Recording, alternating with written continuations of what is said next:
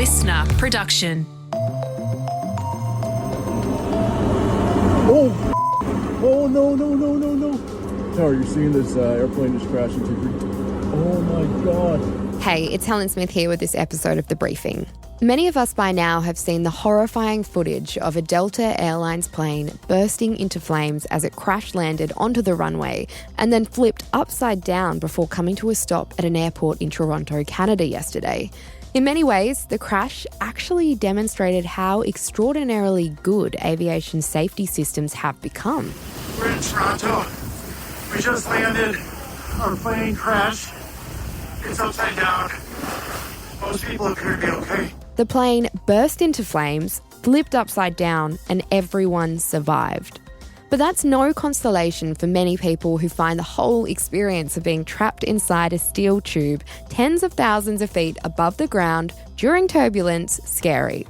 And when we see big crashes like this one, or the small plane crash in Alaska that killed 10 people earlier this week, or the mid-air collision of a US Army helicopter and a commercial plane that killed 67 people just a few days before that, it's hard to remember that flying on a plane is statistically way safer than other ways of travel, like driving.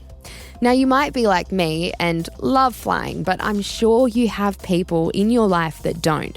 So this episode is about how to stay calm even when things get rocky.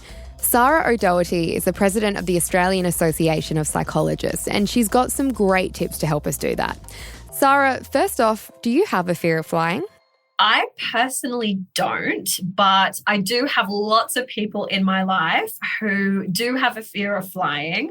I am a little bit of a nervous flyer, but it's not a big fear that gets in the way of stuff. Why do you think people have a fear of flying, or they're nervous flyers? First of all, it's something that we don't do particularly often. And with anything that we don't do particularly often, we are going to be a lot more apprehensive about engaging in that particular thing. And a lot of people aren't going to necessarily understand how the whole flying situation thing works.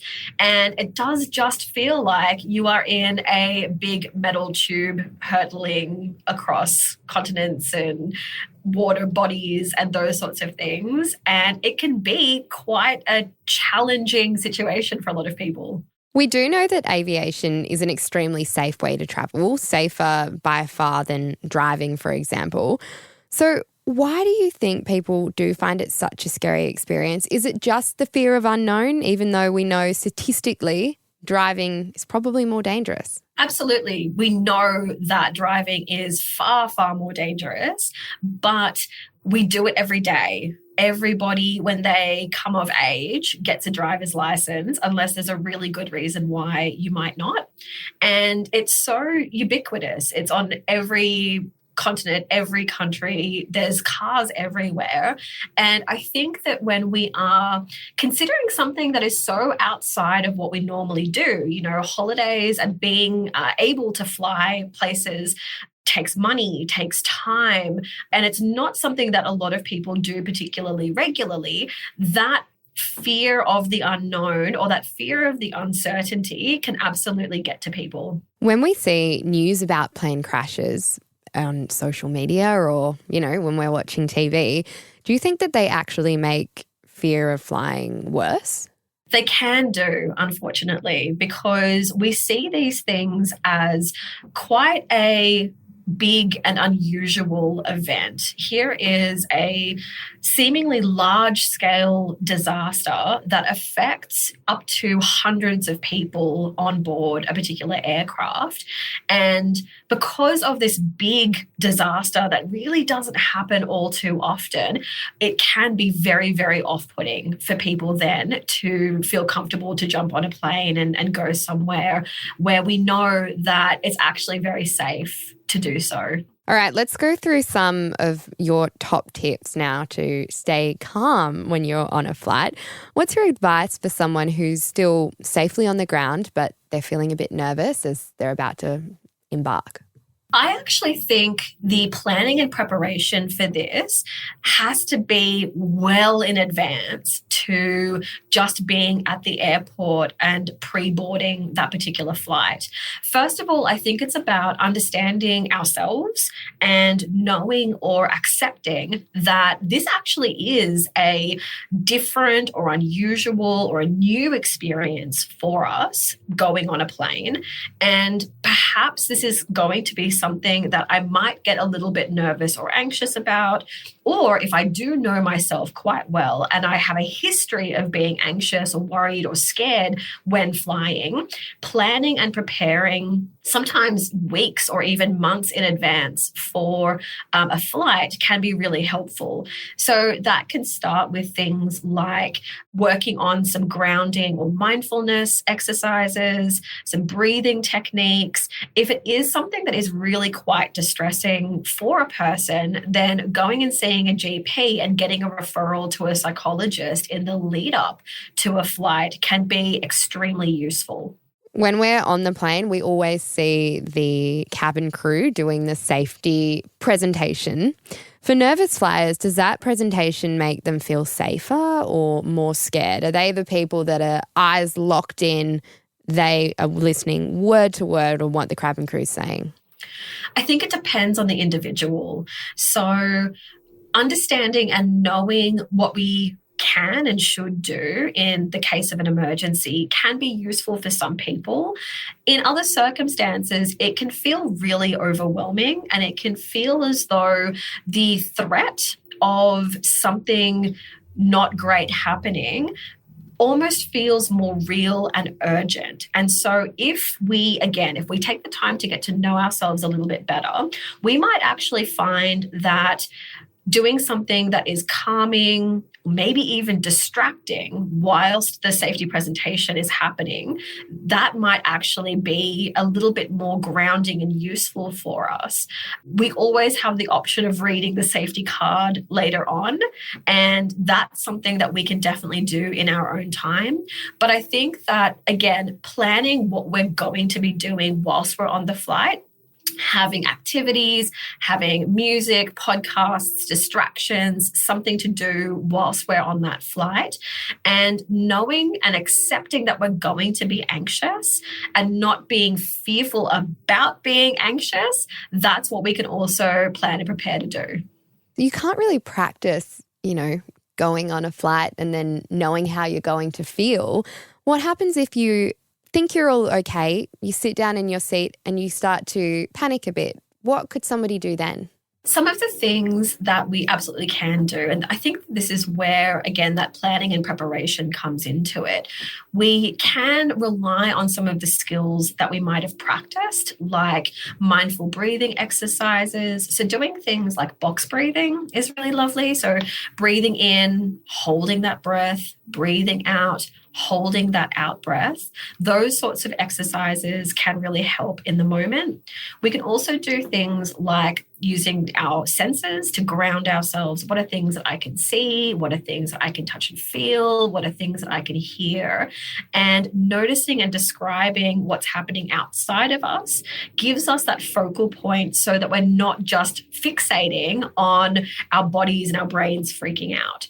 But these are the kinds of skills that we really need to be practicing before we get on the flight, because it is so hard to learn when we are in the heat of the moment and feeling super stressed. So practicing it when we're feeling calm and then implementing it when we're just starting to feel a little bit stressed, that's the best time to do it. When we're up in the sky, we get turbulence, and turbulence is pretty scary, even for people that aren't nervous flyers. What would your advice be to someone who is feeling turbulence and is unsure what to do? So there's a couple of different ways of accepting that we're experiencing something that feels really, really unpleasant. The first is we can start to rationalize it a little bit, and we can tell ourselves things like turbulence is normal. This is actually part of the flight. The crew are professional and they're onto it, and they would actually let us know if there was something seriously wrong. So I'm going to assume that because they're not doing that, things things are actually okay. So we can use our prefrontal cortex, we can rationalize, we can reassure ourselves, and we can be logical about it. We can also do some things to self-soothe and calm our nervous system down. So again, using some of those mindful breathing exercises or some grounding exercises, or if we like, we can again use those short-term distraction techniques or activities that we might have brought along with us to help us focus on something that is not the thing that is freaking us out. You mentioned before self-soothing. I asked a few people around the office what they do if they were a nervous flyer, and a lot of people did say they drink on flights. Is this a good idea, or is this maybe the last resort? I mean, I think that is going to be a no from me about it being a useful thing. When we are drinking, we are at times trying to avoid or escape the distressing things that might be happening around us. And if we're using alcohol as a coping strategy, then we're not actually giving ourselves a chance to practice some of the more healthy or helpful coping strategies that might be available to us. So yes, I do understand that alcohol can be a coping strategy, but it's not the best kind of coping strategy. So I'm not going to really recommend that. Okay, finally, we're on the plane and we've landed at our destination. What is some advice then once you've landed and you've got over the flight? What next? How do you make your next flight even better? One of the things I recommend to all of my clients who come to see me with these sorts of fears, particularly fear of flying, is document your evidence that you have actually gotten and done this. You've gone through the flight, you have survived the flight, and you're able to perhaps reflect on how you went and whether or not those coping strategies actually worked for you. So post-flight journaling, making some notes, debriefing, chatting to a friend. But I've also had lots of clients make sure that they book a session with their psychologist and talk to me about it within maybe a week or so of them getting home. And when they're able to do that, we can talk about the fact that they now have this wonderful piece of evidence in their evidence bank that they can call upon to show that they've actually conquered their fear somewhat. And that makes it so much easier for them the next time. You mentioned there speaking to someone, maybe even a professional after your flight. Would you recommend, if you really can't still get over your fear of flying, speaking to a professional or going to your GP or going to a psychologist? Absolutely. And I think that when we have reflected on our level of fear or anxiety, the thing that really stands out for a lot of people is whether or not that fear or that anxiety is impeding what they want to be doing with their life. If they are not able to travel or visit family or go on that holiday because of that fear of flying, and that is getting in the way of them living the kind of life that they want to live, absolutely get a referral from your GP, come and see a psychologist. There's also some really great other resources like books and podcasts. And there's actually even a fear of flying course that people can go through that I believe is run by Qantas. So there's lots of different resources that people can access, but definitely your GP and your local psychologist, they're going to be your first stops. Is there a type of psychology or type of mental health specialist who treats someone who has a fear of flying specifically? Every psychologist is trained in being able to support people experiencing all sorts of anxiety. But I think what you're referring to here is exposure therapy. And when we talk about exposure therapy, it's about desensitizing ourselves, bringing down our distress levels in order to expose ourselves to whatever that feared stimulus is. So in this case, it's fear of flying, but it could well be fear of spiders or fear of needles or whatever it might be. And your psychologist should be able to take you through the steps of that exposure therapy hierarchy in order to get you to overcome your fear of whatever the stimulus might be. And finally, Sahra, if someone listening is still unsure and they want to move past their anxiety, but they just can't, can you make the pitch for why they should keep trying and keep trying to fly?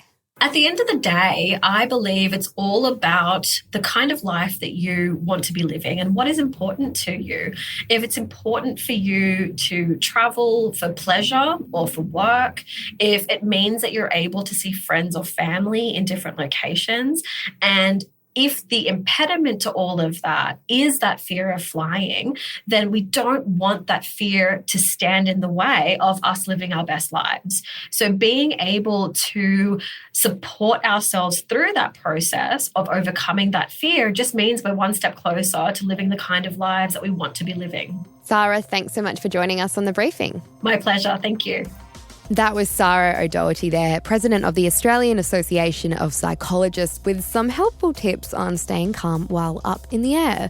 But that's it for this episode of The Briefing. We'd love it if you could share this ep with someone else you think might enjoy it. And hey, while you're there, if you could follow or subscribe to whatever you're listening to this podcast on, it really does help us keep pumping out the episodes.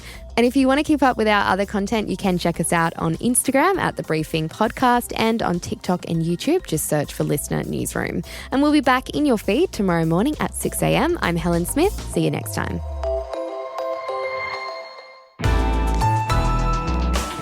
Listener.